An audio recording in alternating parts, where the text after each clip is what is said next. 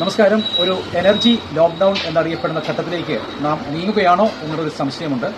ഇപ്പോൾ മേലുകാവ് മറ്റത്ത് പല ഹോട്ടലുകളും അതിന്റെ പ്രവർത്തനം വളരെ താറുമാറായിരിക്കുകയാണ്. ഇന്ന് അത്യാവശ്യം ഫുഡ് വാങ്ങാൻ വേണ്ടി എത്തിച്ചേരുന്നത് കളത്തക്കടവാണ്.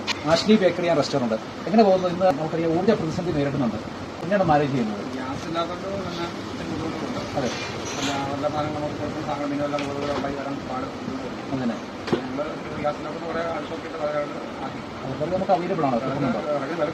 വില കൂടി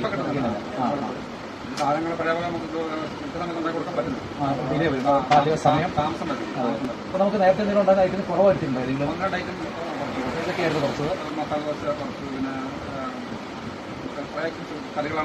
കറികളെല്ലാം ലിമിറ്റ് ചെയ്യും. തിരക്ക് എങ്ങനെയുണ്ട്? പൊതുവെ ആളുകൾ തിരക്കുണ്ട്.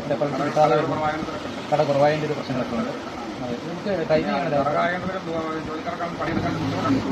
പണിക്കാരെ ബാധിക്കും. അവരെ തീർച്ചയായും. അപ്പം നമ്മുടെ ടൈമിങ്ങിൽ ഷോർട്ടേജ് വെച്ചിട്ടുണ്ട്. അത് ഇത്ര രാവിലെ 9 വരെ. അപ്പം ഒരാഴ്ച അടച്ചിട്ടു അല്ലേ? തീർച്ചയായും. ജോലിക്കാർക്ക് നമ്മുടെ അടുത്ത് പറയണം. അതെ.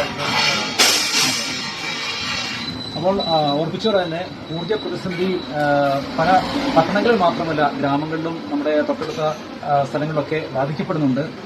യുദ്ധം തീർന്ന് ഈ ഒരു പ്രതിസന്ധി മാറട്ടെ, ഒരു എനർജി ലോക്ക്ഡൌൺ ഘട്ടത്തിലേക്ക് പോകാതിരിക്കാൻ ഉള്ള സാഹചര്യം ഉണ്ടാകട്ടെ എന്ന് പ്രാർത്ഥിക്കുന്നു. മീഡിയ ന്യൂസിൽ മനോജ് മേലുകാവ്.